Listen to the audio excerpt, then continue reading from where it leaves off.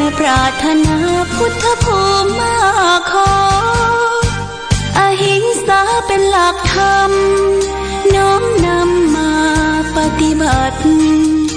มักน้อยสันโดษเด่นชัดไม่เกลียดไม่โกรธและไม่โมโหเจริญรอยตามทางเดินหลักของพุทโธนะโมพุทธายะสิ้นชีพสรีระผู้คนกราบไหว้องค์บุญฟูเฟื่องแห่งเมืองล้านนายึดใจเรื่อยมาองค์ครูบาศรีวิชัยผู้คนทั่วทิศทั่วแคว้นในดินแดนไทยขอพรกราบไหว้พึ่งใจพึ่งบารมีอนุสาวรีย์แห่งนี้ครูบาสูงใหญ่ให้คนบูชาน้อมไหว้สำนักวิปัสสนานะโมสวาแห่งนี้วัดพระบาทอุดมให้ท่านชื่นชมพึ่งบารมีเชิญชวนญาติโยมน้องพี่ไหว้บารมีขององค์ครูบา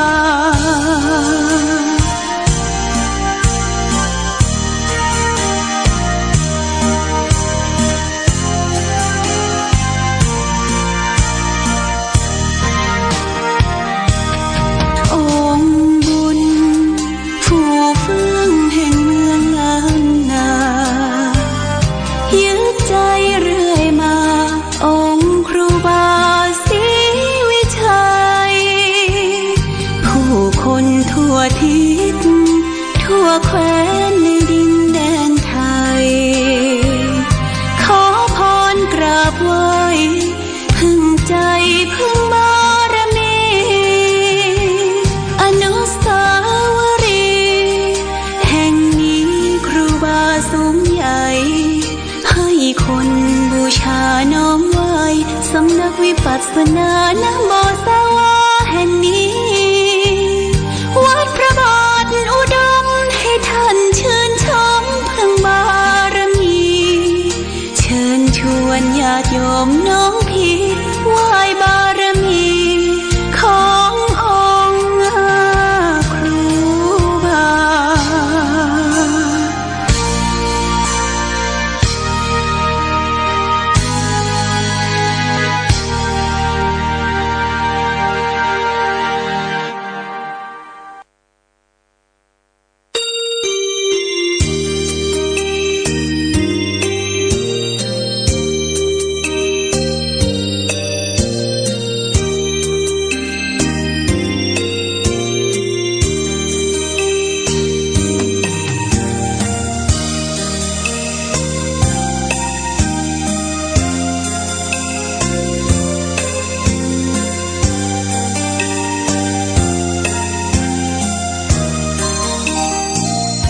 เวียงฟ้างเมืองบุญอุ่นไอถึงชัยประการน้ำกกแม่ไอไหลผ่านสองฝั่งสายทานอุดมสมบูรณ์เมืองไม้งามอารามเอื้องหลวงดอกคูณ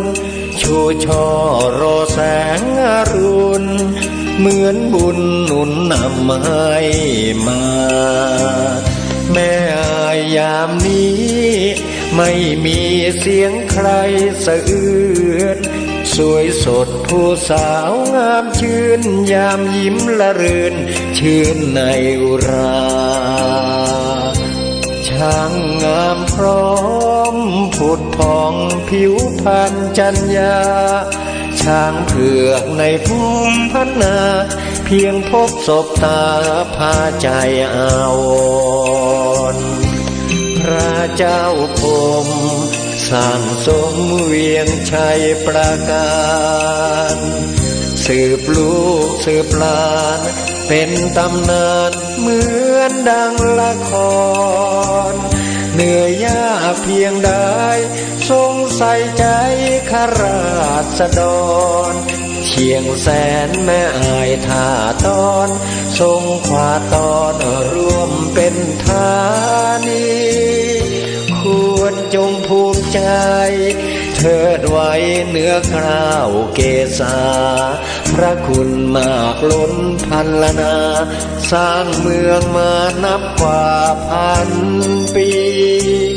กอบกู้เวียงร้างสร้างวัดวิหารเจดีย์เรามีสุขทุกวันนี้เพราะพระบารมีของพระเจ้าพรหม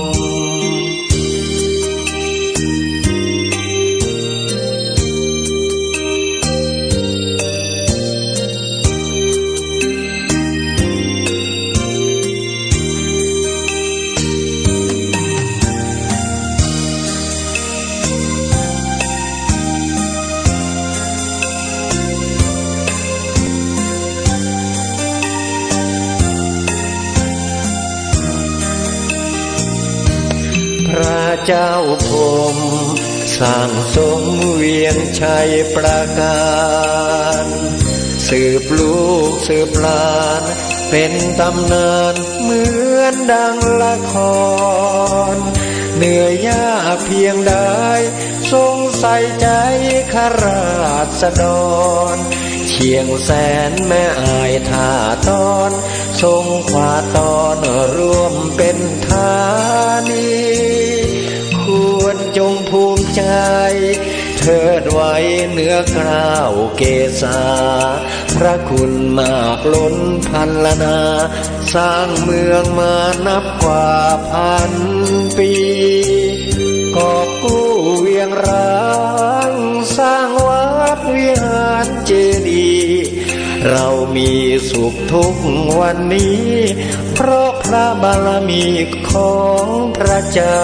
พรหม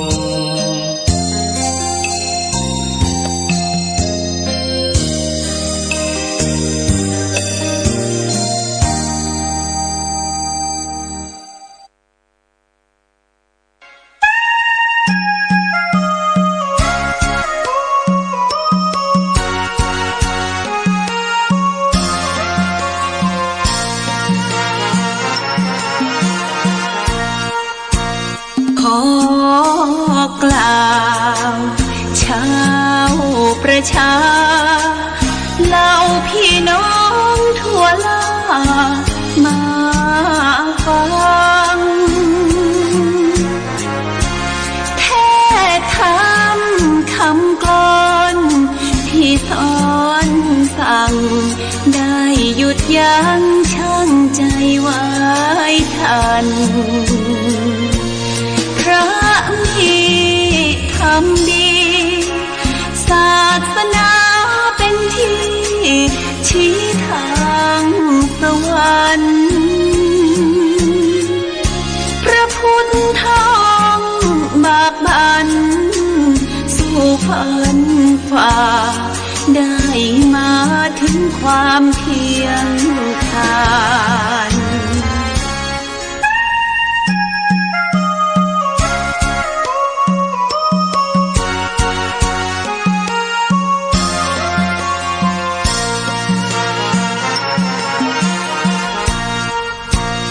รักโลภโกรธหลงมั่นคงในผู้ฝักใฝ่มีความต้องการหญิงชายทั่วหน้าที่กล้ากันเชื่อมั่นในหัวใจตัวเองทำดีได้ดีสวรรค์นรกเพ่งเล็งเก่งไปทางไหนชั่วทำได้ดีทำดีนั้นไปยากเกินไปของคนเขา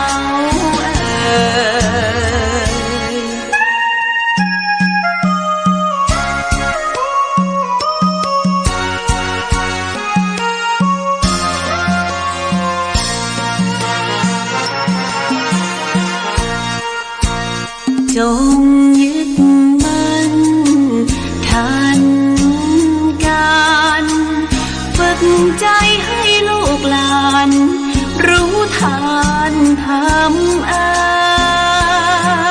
ยน้อมนำจิตใจให้คุ้นเคยอย่ามันเลยรักษามัคคีพระธรรมนำใจฝึกเข้าวัดชิดไกลหัวใจไฟดีสังคมทั่วไปสดใสทุกที่หากท่านมีเมตตาหนุน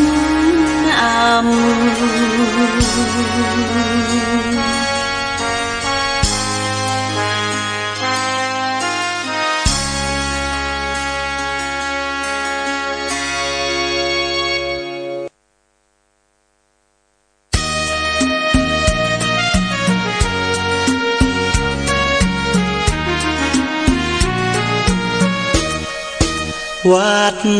วาอารามเป็นแหล่งธรรมะเขตขามล้อมจิตใจงดงามให้ผู้คนในสยามอารามบุญนุนอุ่นไอวัดเป็นที่พึ่งทางใจผู้คนเลื่อมใสใบบุญเกื้อหนุนคำจุนศรัทธาพระธรรมนั้นเป็นคำสอนศาสดาชี้แนะบุญกรรมนำพาให้เดินหน้าถูกทางพระเป็นองค์บุญคอยชี้ทางเพิ่มพูนให้เกิดคุณทางใจ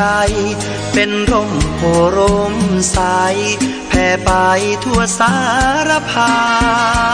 นวัดเป็นที่ยึดเหนี่ยวใจให้คนใฝ่สานความดีชี้แนะพระธรรมสองทางสังคมไม่มีแตกร้าวอับปางมีรักผูกพันสรรสร้างไม่อ้างว้างเดียวดายไปวัดทำบุญสุนทานสดใสชื่นบานร่มเย็นร่มใจให้เราผ่อนคลา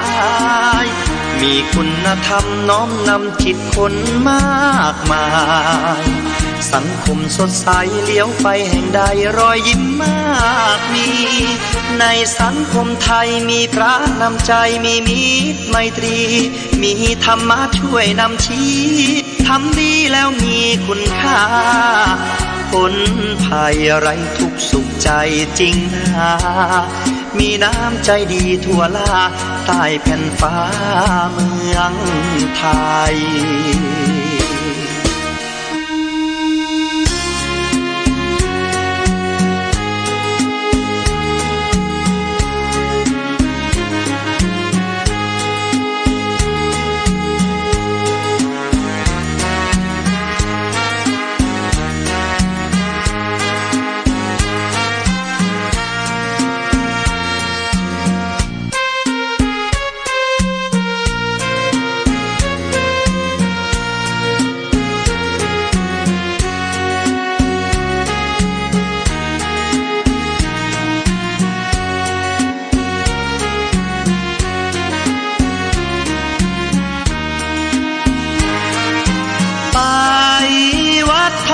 สุน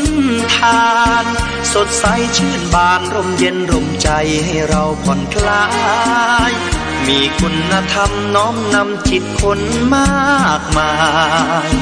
สังคมสดใสเลี้ยวไปแห่งใดรอยยิ้มมากมีในสังคมไทยมีพระนำใจมีมิตรไมตรีมีธรรมะช่วยนำชี้ทำดีแล้วมีคุณค่าพ้นภัยไร้ทุกข์สุขใจจริงนามีน้ำใจดีทั่วลาใต้แผ่นฟ้าเมืองไทย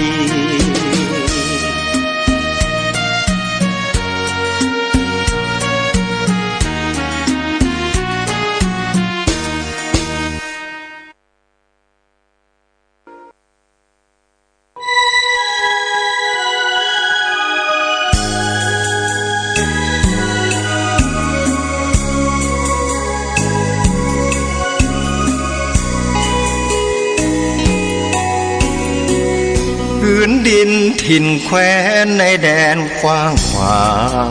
เมืองฝางอำไพเลิศล้ำวิไลชวนให้ใฝ่หาทุ่งขาว นาวไพรหากใครได้มา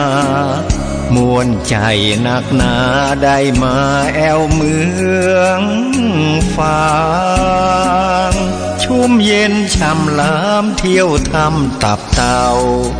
แดนเก่าโบราณเรียบเลาะลำธารเที่ยวดอยอ่างคางเขื่อนน้ำแม่เมาเยี่ยมชาวบ้านอย่างป่าขาดอยลางกลางถ้ำผาพึ่งพันนาป่าสวยน้ำใส